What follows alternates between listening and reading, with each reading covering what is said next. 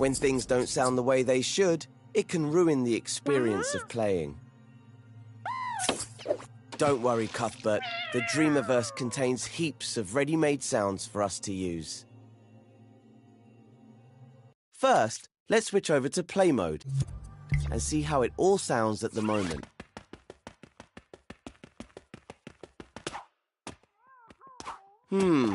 Quiet, isn't it? Doesn't feel quite right. In fact, it's creeping me out, so let's head back into edit mode. Switch over to sound mode so we can start adding some sounds. Find the modes menu. It's inside the assembly menu. As you can see, there are lots of different modes. Each has its own set of tools for doing different things. We're currently in assembly mode. If you select the speaker symbol icon with X, we'll switch to sound mode. That's better. In the next step, we'll start adding sounds to the scene. Okay, the first thing we need to do is to start adding some background sounds. See the button with the magnifying glass in the sound menu? That's the search menu. Select it now to view the different types of sounds you can add. Now select the speaker button to search for sound effects.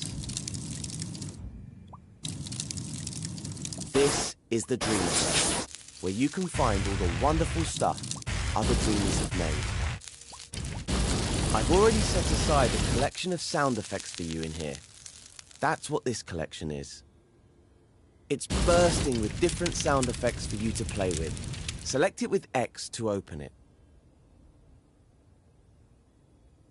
I've arranged the sound effects into groups for you. To get a proper overview, use the right stick to zoom in and out of the collection.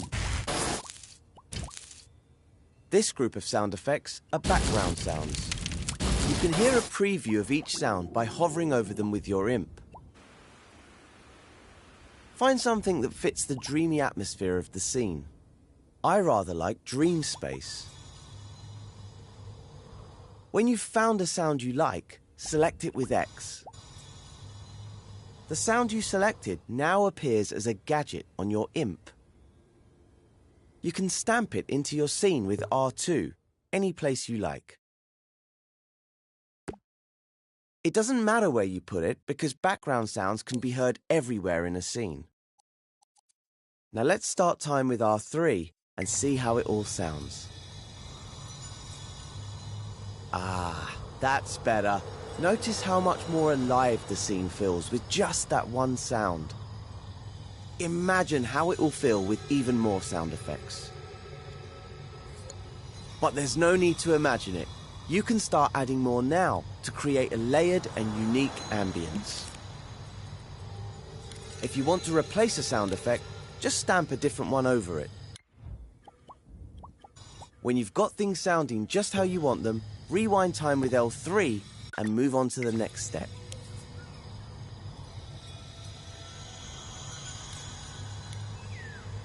Background sounds really help to create an immersive atmosphere.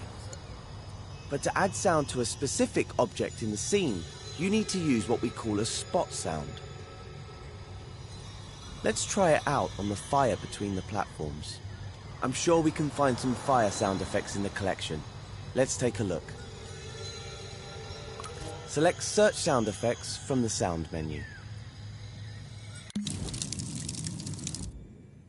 As we open the tutorial collection in the last step, it's still open when we come back to the Dreamiverse.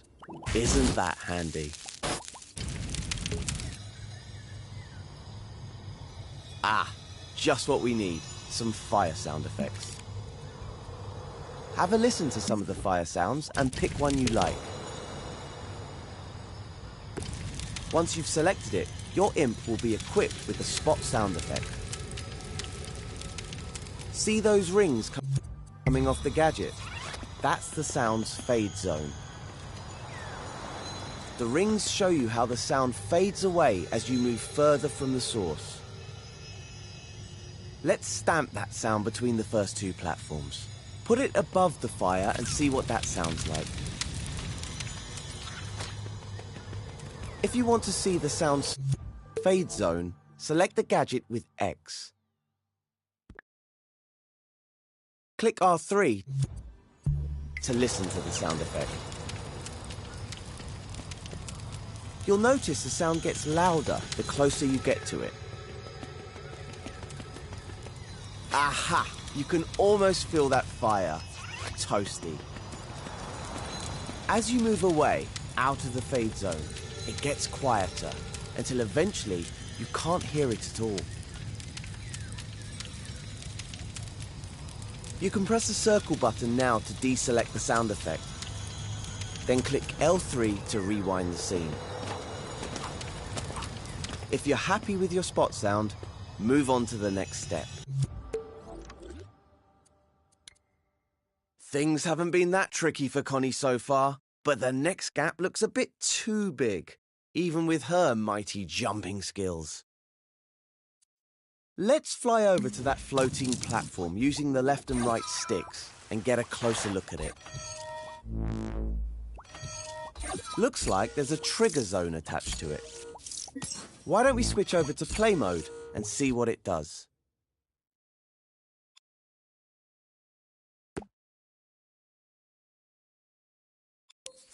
Well, will you look at that? It lights up the platform when Connie steps on it. Lovely. You know what would make it even better, though? If it made a sound as well. So let's switch back to edit mode and make that happen. I've got a feeling you can find something in the tutorial collection to use here. Go to the assembly menu and go back into sound mode. Now go to search and select search sound effects. Over here are some energy sound effects. Have a listen to a few. Pick a sound effect for your light up platform. I quite like the sound of Dream Terminal. See which one you like and select it with X.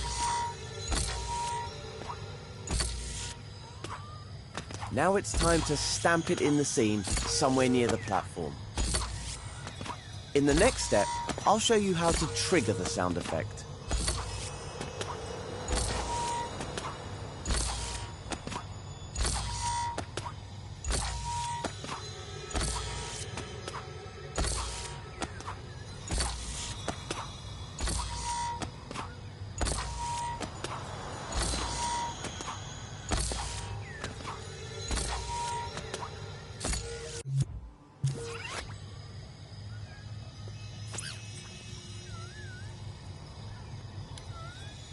As we've already seen, background and spot sound effect that's fire. A power port has appeared on the bottom of the sound.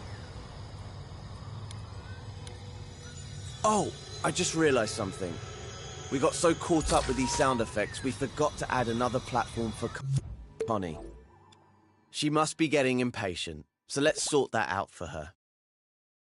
The easiest thing to do would be to clone the platform. Remember how to do that?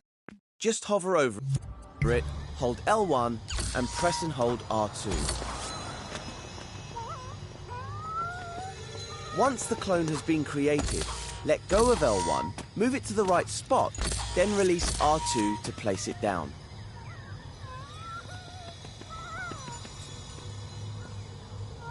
When you clone an object, any gadgets attached to it will come along for the ride. So all you need to do now is to wire the trigger zone on the second platform to the sound effect.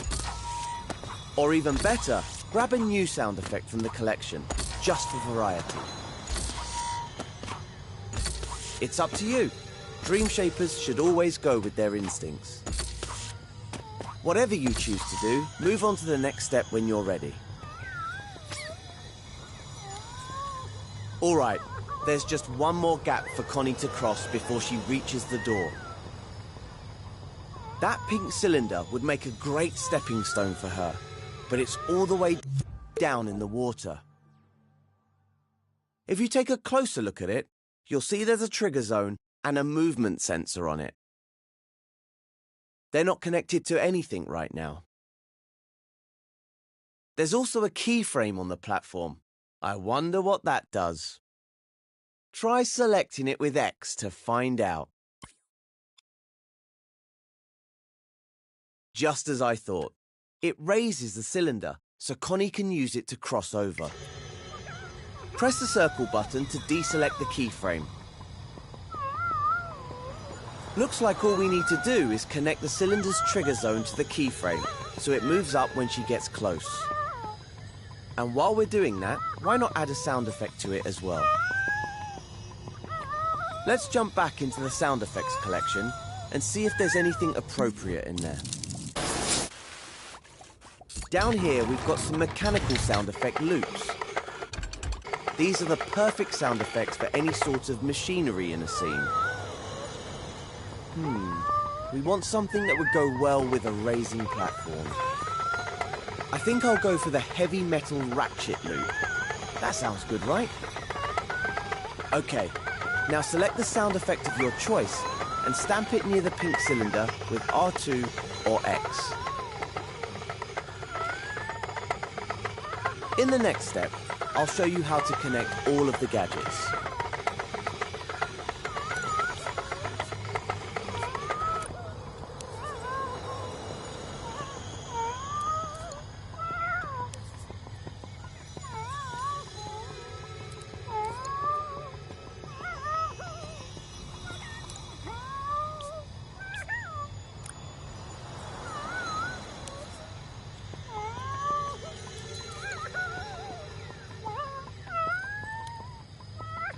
Now we just need to do a little bit of wiring to get everything working. Remember, the trigger zone will activate when it detects Connie, triggering the keyframe to raise the platform. Grab the detected output from the trigger zone with R2 or X. Then stretch the wire to the keyframe gadget and connect it to its power port with R2 or X. Now let's get the sound effect working. This will be triggered by the movement sensor. The movement sensor detects when the object it's attached to is moving. So when the platform starts rising, the movement sensor will send a signal from its output port. That's the output port on the right side of the movement sensor gadget. It's called velocity overall. Press R2 or X over the port to create a wire. You'll need to connect the other end of the wire to the sound effects power port.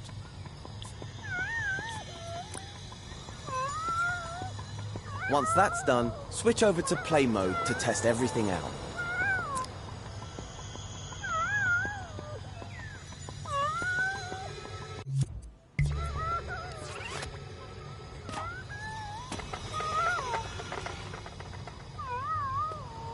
So much better. That sound effect really makes a big difference. There's even more you can do to bring this scene to life. See if you can add some sound to the water between the platforms. I think there might be some water sounds in the tutorial collection. Experiment with the different effects as much as you like and see what you can come up with.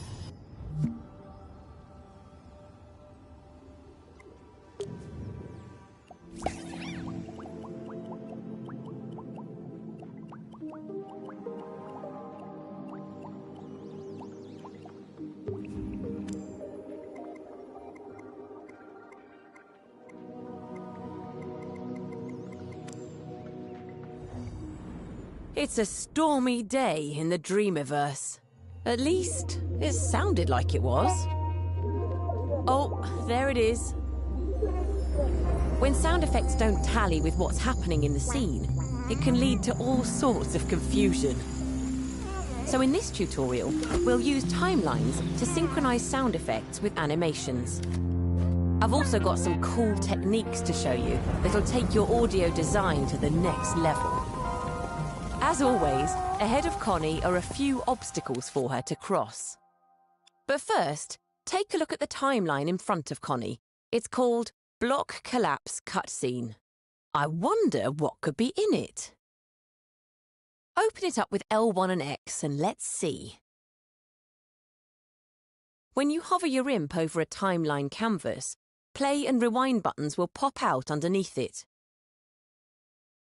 These are the timeline preview controls.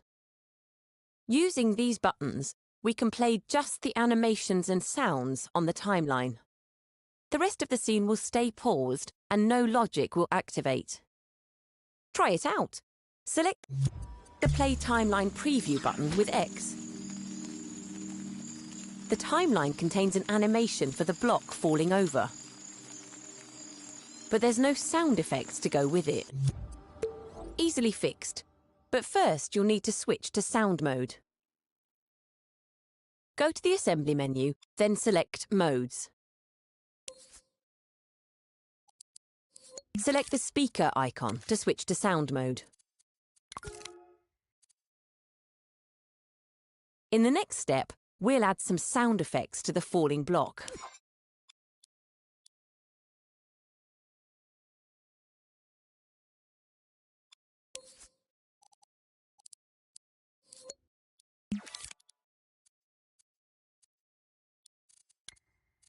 To add sound effects to the scene, we need to search the Dreamiverse.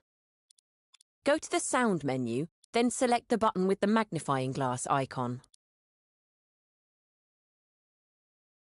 In sound mode, the Search button has some extra options for searching specific types of sounds. Select Search Sound Effects. I've made a collection of sounds for you to use in this tutorial, but you'll find lots more in the Dreamiverse. I've arranged these sound effects by type. Use the right stick to zoom in and the left stick to move around the collection. Find a creaking or rumbling sound that suggests the falling block. How about metal sheep groaning? Select a sound with X. Then hover over the timeline canvas and press X to stamp the sound. Use the Play Timeline Preview button to see the animation with the sound effect. Much better. The sound started a bit too soon though, so I'll just move it a little to the right. Remember, softly pressing R2 lets you nudge. This is really useful when you want to be precise. You might also want to trim the sound so that it doesn't keep playing after the block has fallen over. To trim a sound, just hover your imp over one of its ends, then grab the glowing trim handle with R2. Use the timeline preview buttons to test the animation, then adjust the timing of the sound effect. When you've got it just right, move on to the next step.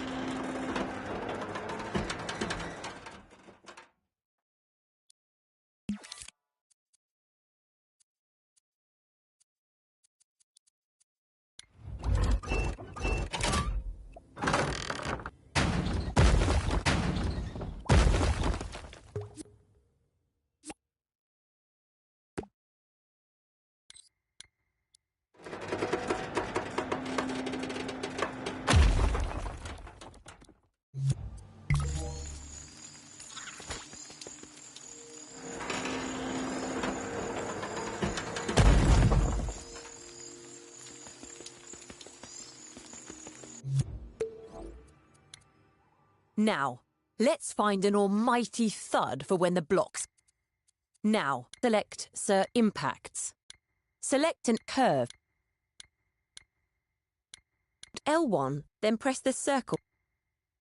Then, previewing the timeline in edit mode only played the animation and sounds, but in play mode, the camera and camera shaker also activate. Now the block falls with real drama. When you're ready to continue, go back to edit mode and start the next step. The sound effects have really enhanced the platform animation.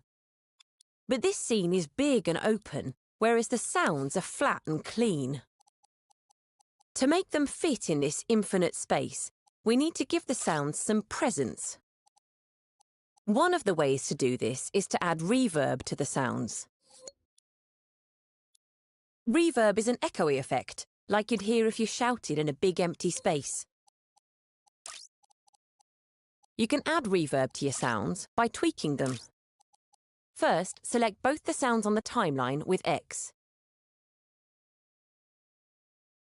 Now tweak one of the sounds with L1 and the square button. That's a lot of options. Sound tweak menus are loaded with built-in effects and features. The tab we need is Sound FX. Its icon is a fuzzy sound wave.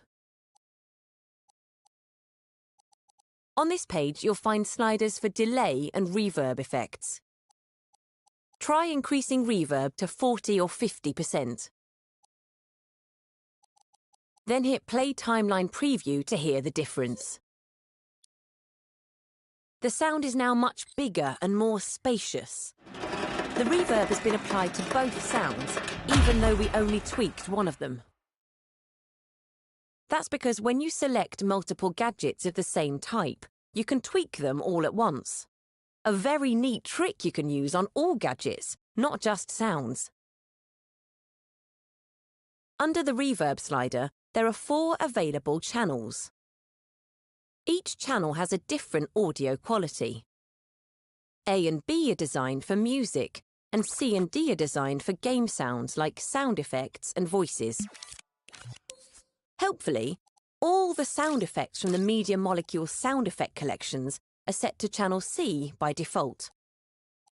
I think this cutscene is now finished. Close the tweak menu and timeline using L1 and circle. Then when you're ready, move on to the next step.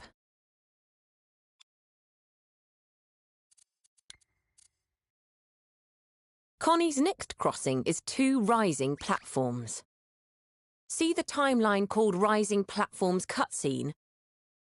Open it up with L1 and X. Select Play Timeline Preview to see the animation in action. Ah, this animation already has sound effects. It sounds okay, but it's very simple. Just one looping sound for each platform. Think about how machines and mechanisms sound. As well as having a constant working sound, they also make other sounds as they start up, slow down, or stop. Layering some of these extra sounds will create a richer audio. First, we have to switch back to sound mode using the Modes menu.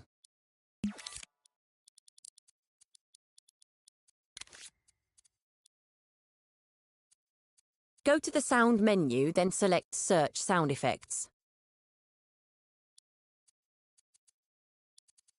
This cluster of sound effects are all mechanical sounds.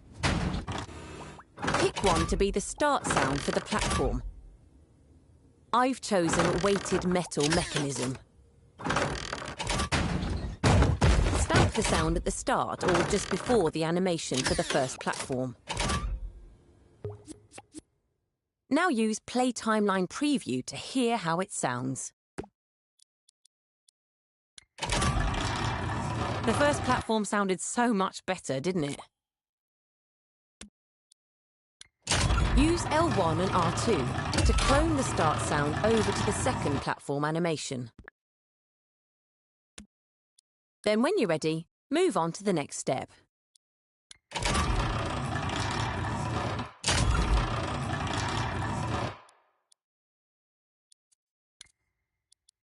Now let's add some clicks and clunks for when the platforms stop and lock into place. Go back into the tutorial collection and listen to some of these stop sounds. Pick one that goes with the other sounds you've used. This heavy-sprung metal stop should sound good with the sounds on my timeline. Stamp the stop sound at the end of the first keyframe animation, then clone it to the second animation. Pay attention to the sound wave on the gadget to see where the loud and quiet parts of the sounds are. Line up the loudest part of the sound with the point where the platforms stop moving. Now use Play Timeline Preview to hear how it sounds.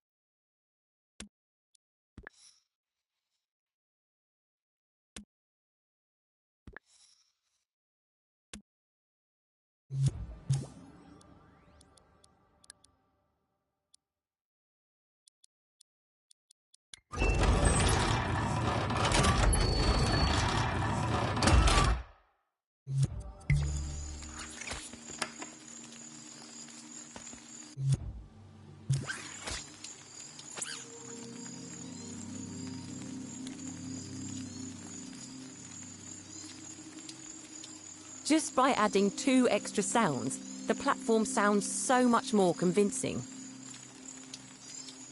The loop sounds start and stop rather abruptly, though. Try smoothing them out using their trim and fade handles.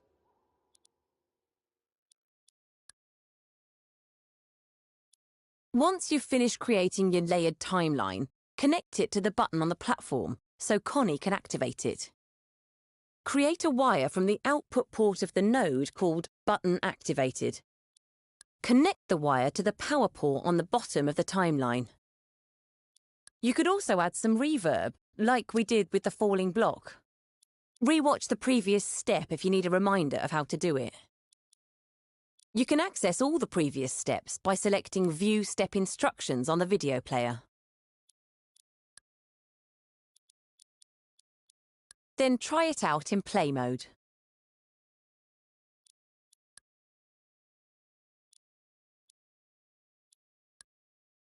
Return to edit mode and start the next step when you're ready to continue.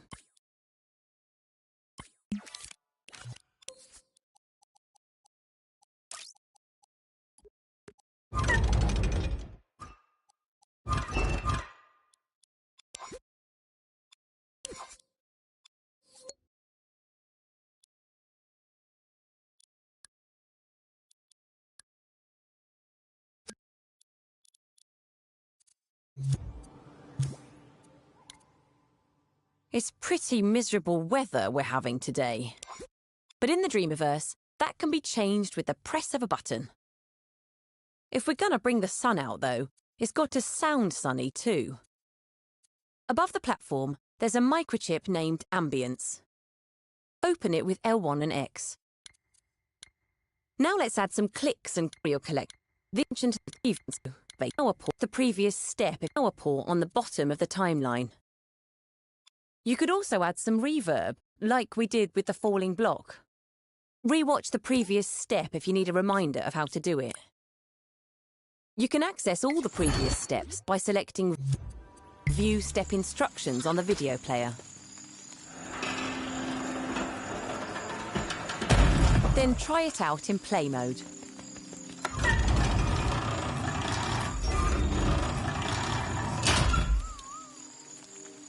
Return to edit mode and start the next step when you're ready to continue.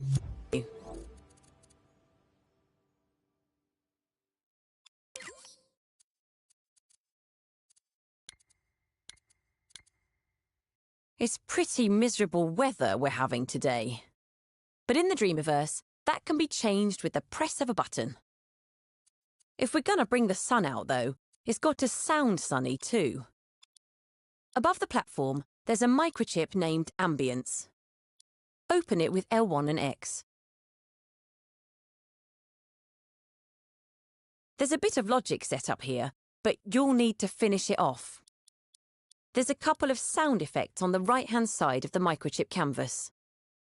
Jungle evening and heavy rain. Those are the sound effects you can hear in the scene. Before we get into any logic, let's get some more ambient sound effects from the tutorial collection. First, we need to switch back to sound mode using the Modes menu. Go to the Sound menu, then select Search Sound Effects.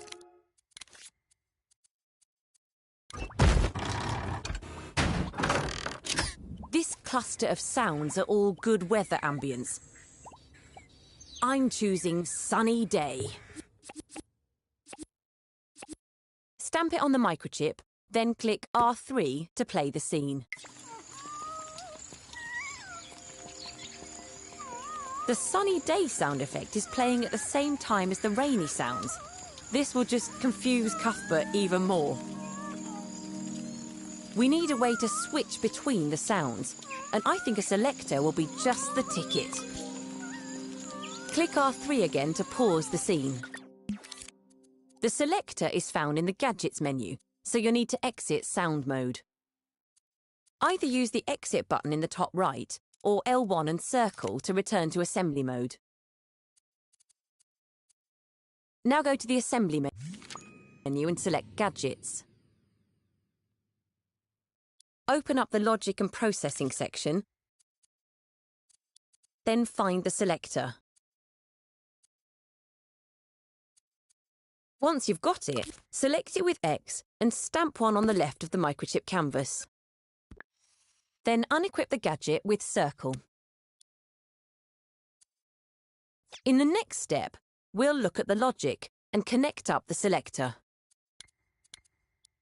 So let's look at the logic in this microchip.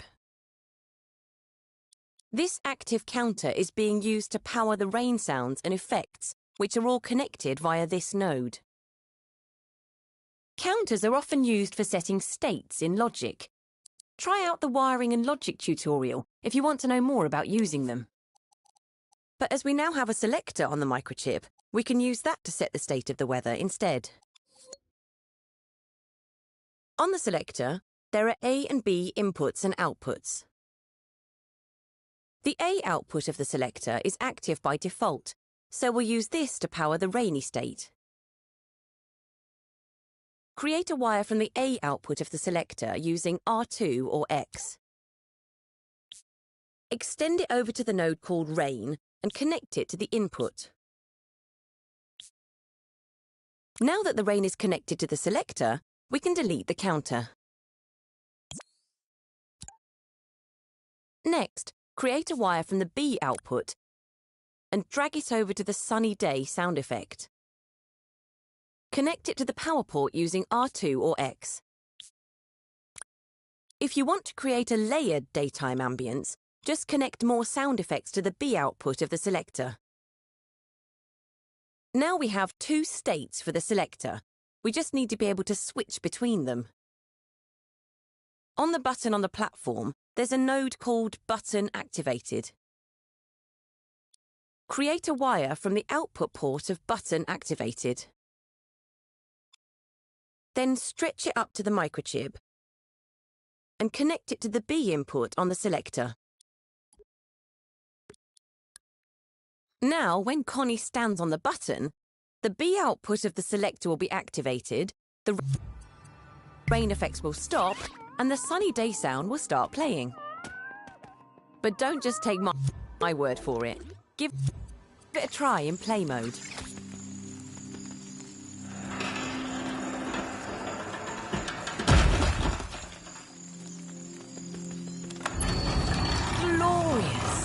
Hopefully that'll help Cuthbert dry out.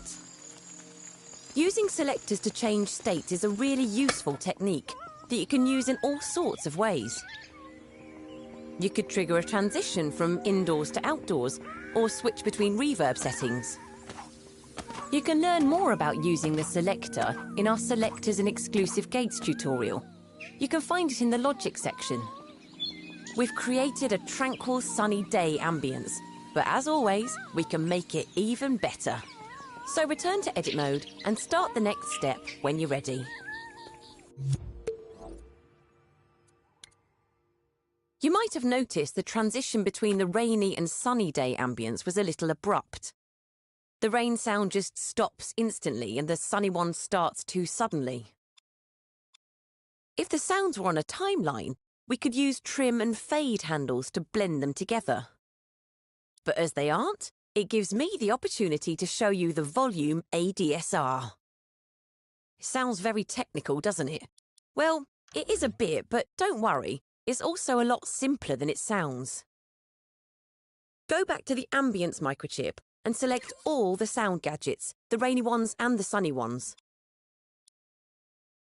Now tweak one of the gadgets with L1 and square.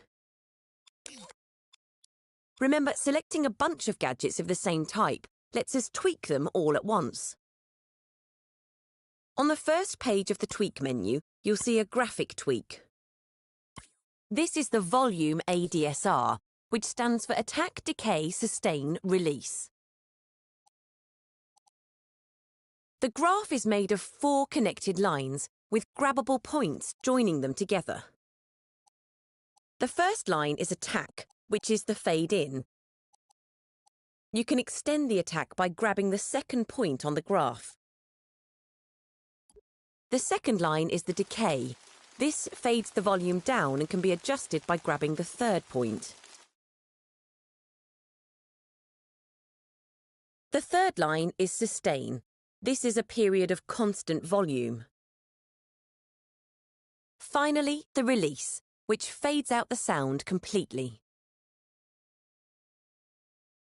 To blend the sound smoothly, use the volume ADSR graph to add a long attack and long release. This will make the volume fade in and fade out more slowly, so the sounds blend together. Use X to grab and drag the first part of the graph to the right. Then do the same to the last part. You want your ADSR to look like a trapezoid. And that's all there is to it. Close the tweak menu with L1 and circle. Now rewind time and try it in play mode again.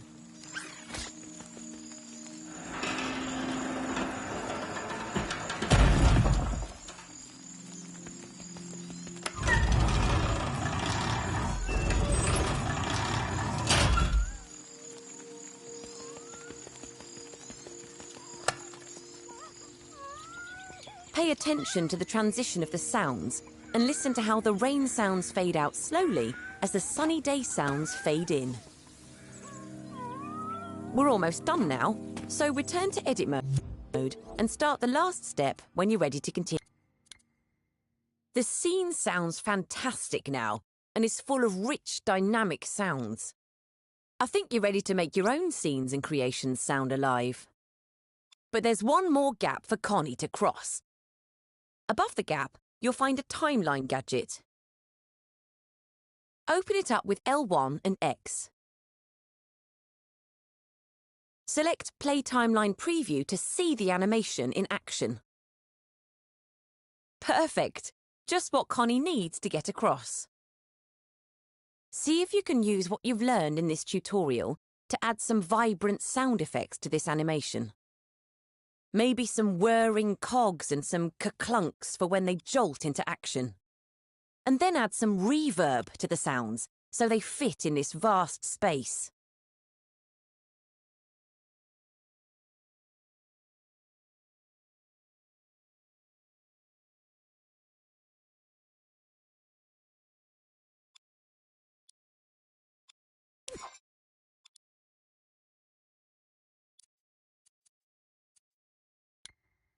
In this vast, maybe some whirring gadget.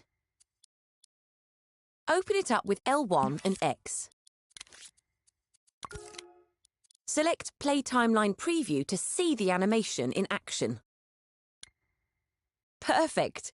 Just what Connie needs to get across. See if you can use what you've learned in this tutorial to add some vibrant sound effects to this animation. Maybe some whirring cogs and some ka-clunks for when they jolt into action. And then add some reverb to the sounds so they fit in this vast space.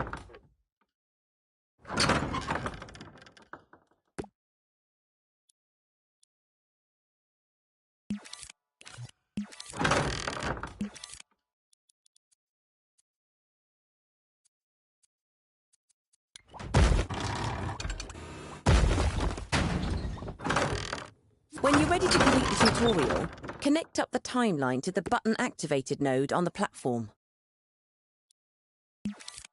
Then give your completed scene one last go in play mode. As always, take Connie into the elevator to complete the tutorial.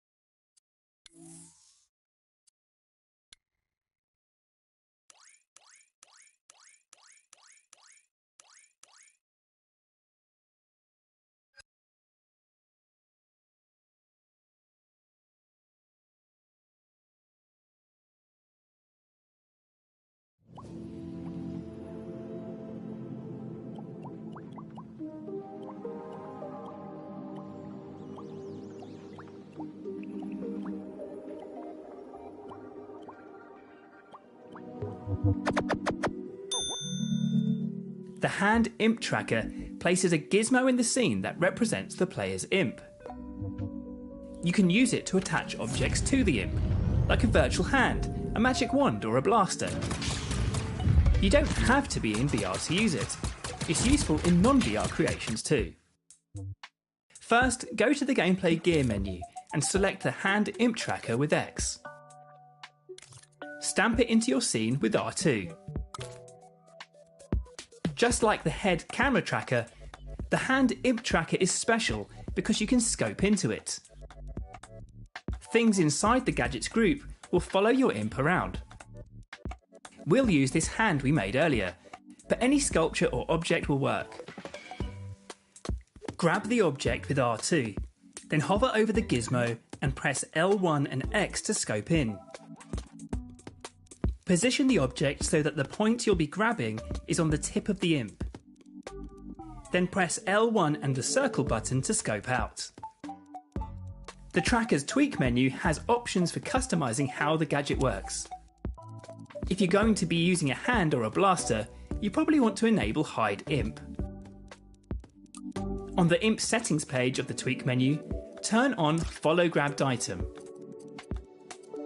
If there's a grab sensor on a sculpture, this will guide your imp to it. Grab sensors let you fine-tune exactly where and how your imp will grab something, and gives you lots of options for outputs when it does.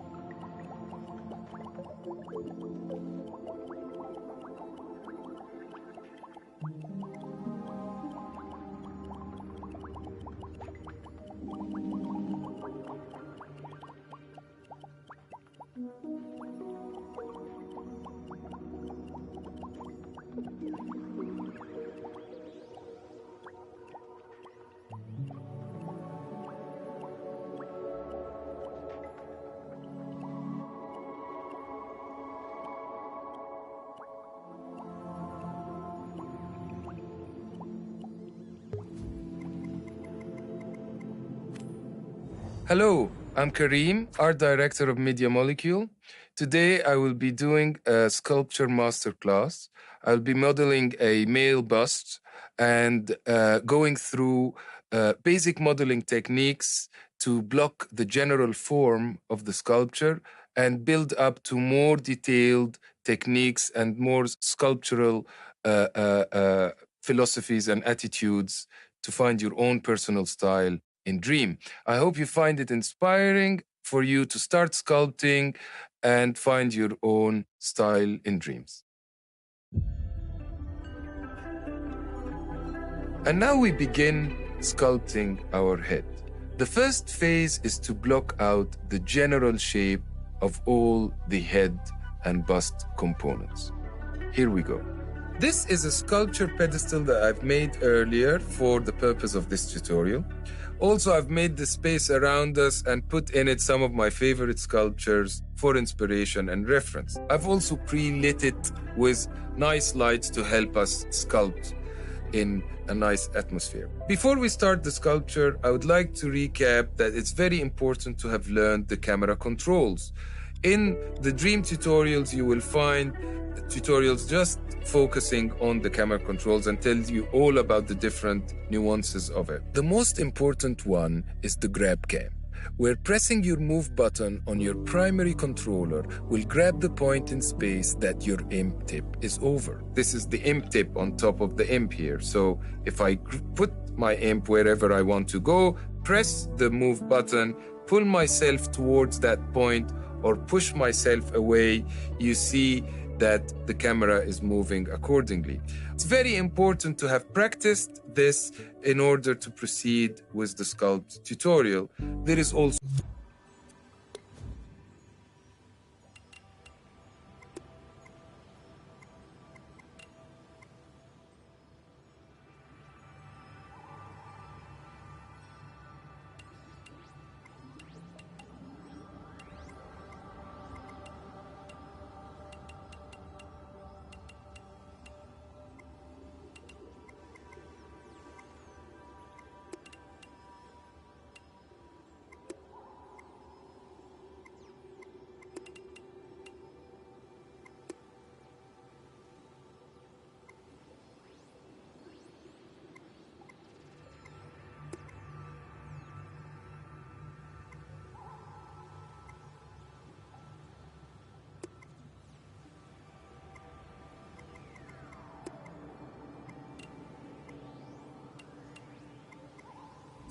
other features in the camera, like zooming, which makes you zoom in right close to an area in order to work on very fine detail.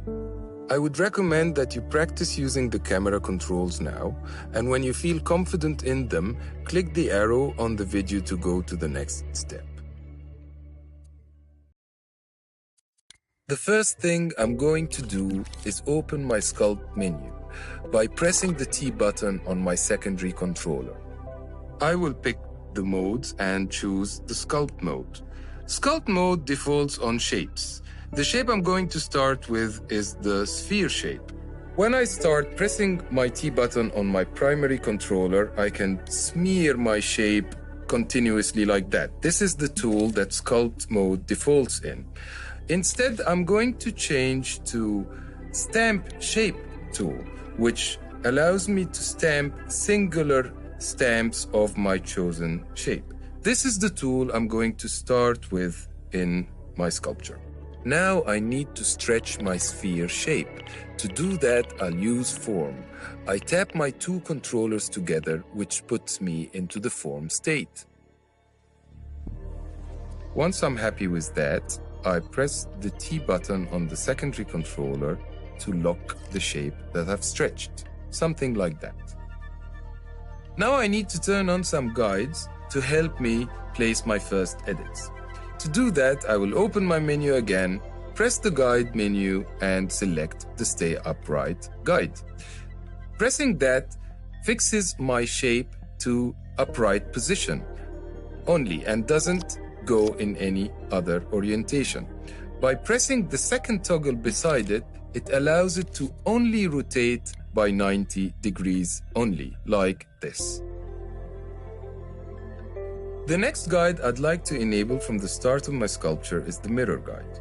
This allows me to work in symmetry, which is very useful for modeling ahead. To do that, I will go to the guides, enable it, and this activates the mirror guide, which places a copy of every edit I do. This is very useful in modeling ahead. You can see the mirror plane as well is drawn in the center. I will switch that off because I prefer modeling without.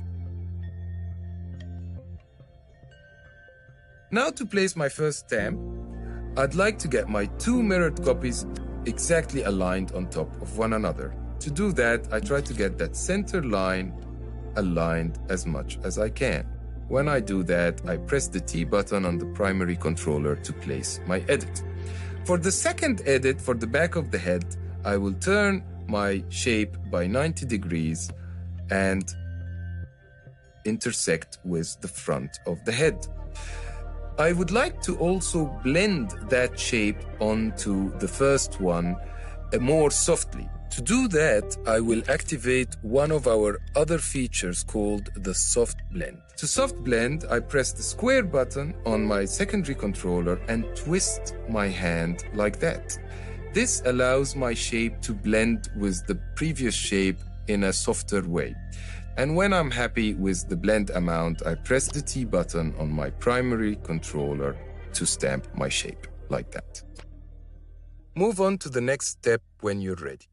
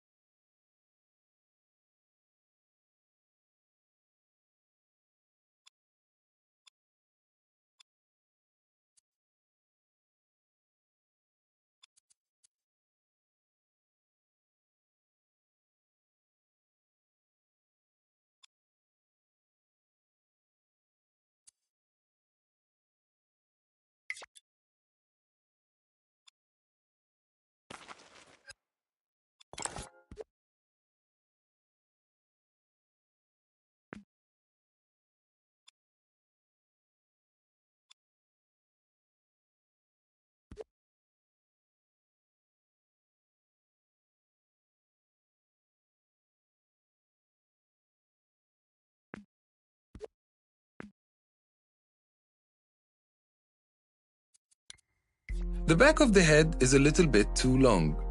To modify the shape, I go to my stretch tool, grab the back of the head, and move it inwards like that.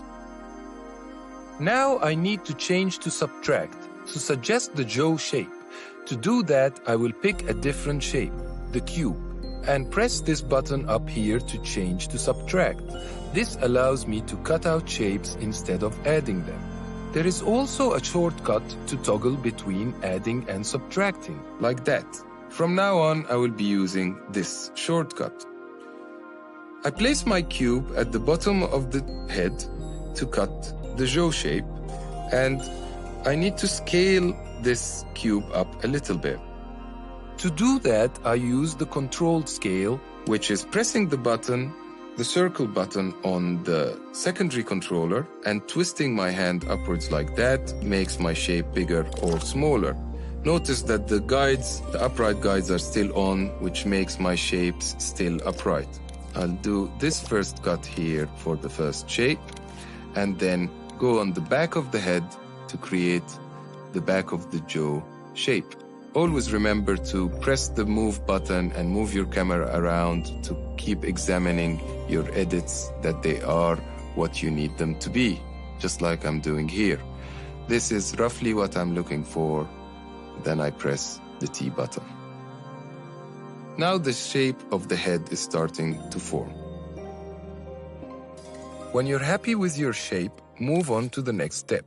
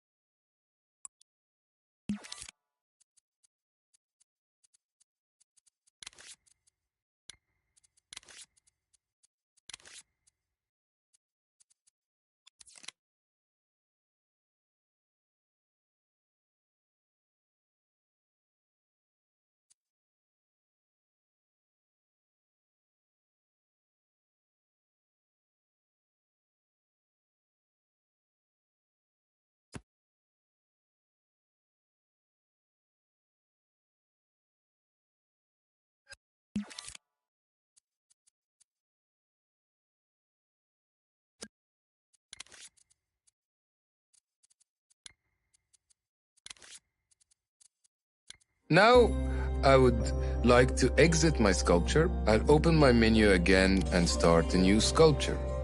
Pick the cylinder shape. You don't have to get the shape or the size of the cylinder right from the start. I'll just stamp it around the right position. I'll pick back my stretch tool to stretch that cylinder into the right size. Stretch it from the top and from the bottom. The next thing I will do is pick another shape, the sphere shape, another time, and stretch it using the form gesture into an ellipse shape, like this. Scale it up, and remember I need to be in the stamp tool, not the smear tool. Now I can soft blend the shape into the cylinder and do another stamp on the side for the shoulders. This is roughly the shape of the upper body and the neck. I will exit the sculpture again, and now I will position and scale the two pieces of my sculpture to get the right proportions. I've switched off my upright guide, and now using the cut tool and turning the upright guide back on to get a clean cut at the bottom for my bust.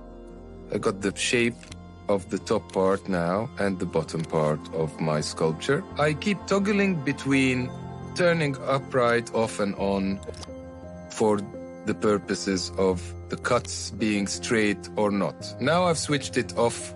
I don't really need it anymore for the work we're doing. I'm now going to scale and move my two pieces around till I just get them relatively a good proportion to each other. I selected the two together by using my X button and selecting the two, and now I can just move them both. To realign any shape, I just select it, and while holding my T button, I press triangle to realign it. So this is a good tip to know. Scoping back into the bottom section again, without the upright guide on anymore, and now I can tilt the neck cylinder a little bit to the front. Exit the sculpture again. This stage is all about trying to get a good relationship between the two pieces so I can start my next stage of sculpture.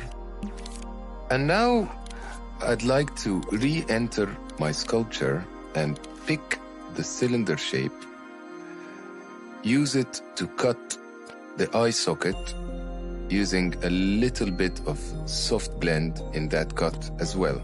The eye socket is normally around the center distance of that front egg shape of the head.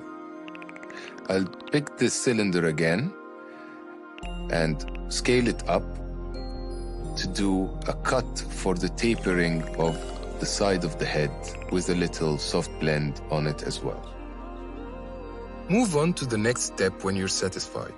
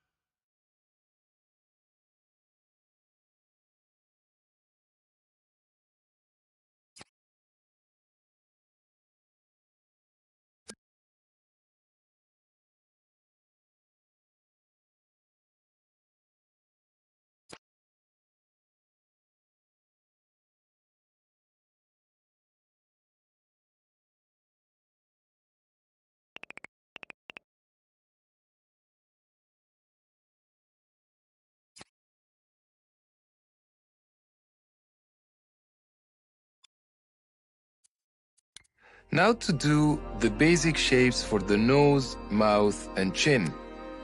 For the nose, I'll pick a cube and stretch it again using form into this shape.